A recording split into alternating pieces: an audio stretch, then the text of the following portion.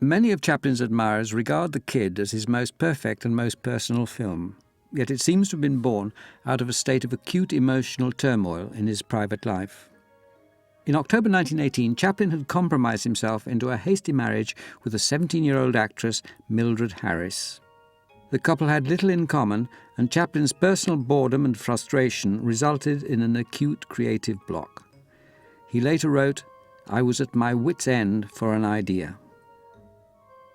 Mildred became pregnant, but gave birth to a malformed boy who died after only 3 days. Chaplin evidently suffered acute trauma from this loss. But the responses of the creative mind are unpredictable. Only 10 days after his own child was buried, Chaplin was auditioning babies at his studio. Suddenly the creative block seemed overcome.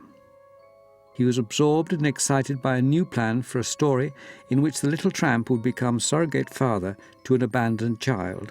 The film would be called The Waif. By chance he visited a music hall where a virtuoso dancer was performing. At the close of his act, the dancer brought on his 4-year-old son, a beautiful, sparkling little boy called Jackie Coogan. Chaplin had found his co-star. Jackie was a born mimic and could perfectly imitate any action or expression Chaplin showed him. This made him the perfect collaborator. Chaplin was the supreme and sole creator of his films. His colleagues all agreed that if he could have done so, he would have played every part in every film himself.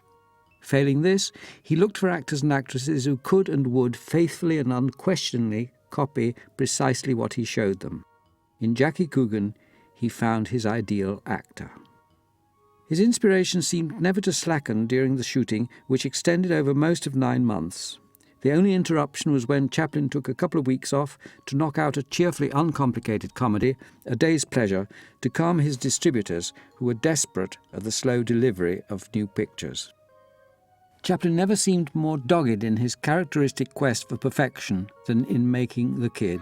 He patiently shot scenes again and again until he was fully satisfied.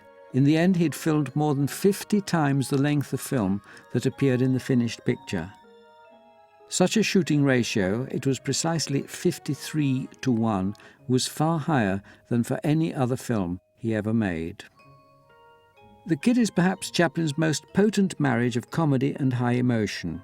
The story relates how an unmarried mother abandons a baby which is found and unwillingly adopted by the tramp. As the child matures to 5 or 6 years old, the two form a profitable business partnership. The boy goes round breaking windows, and his friend follows, earning an honest living by mending them again. The tramp ferociously opposes the efforts of social workers to take the boy into public care, and finally he is reunited with his mother, now a successful opera singer. The emotional element of the film reaches a peak of poignancy in the scenes where the social workers try to take the boy away to an orphanage. The anguish and ferocity of the tramp's fight to keep him are unquestionably inspired by memories of Chaplin's own childhood heartbreak at being taken from his mother at 7 years old and placed in a home for destitute children.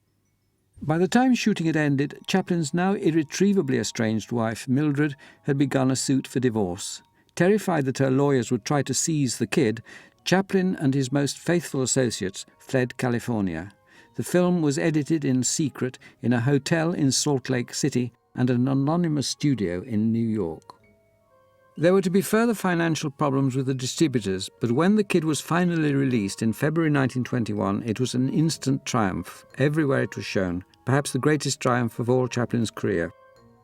Jackie Coogan, at 7, became a world celebrity, honoured by princes, presidents and the Pope himself when he embarked on a European tour. He enjoyed a brief film career as a child actor, but, as Hollywood wits declared, senility hit him at 13 years old. As a young adult, he found himself penniless. His mother and stepfather had mismanaged his childhood earnings, and what little money was left was eaten up in legal battles. The one good outcome was that Jackie's much publicised problems led to the introduction of a law to give financial protection to child performers, and to this day it is known as the Coogan Act. In later life, Jackie, once the most beautiful child in the world, achieved very different new fame as the nastiest of old men, Uncle Fester in the TV series The Addams Family. All this, though, was still hidden in the far-off future in 1921, when the kid gave Chaplin the only true co-star of his career and brought both Chaplin and the child to an unparalleled peak of world fame and affection.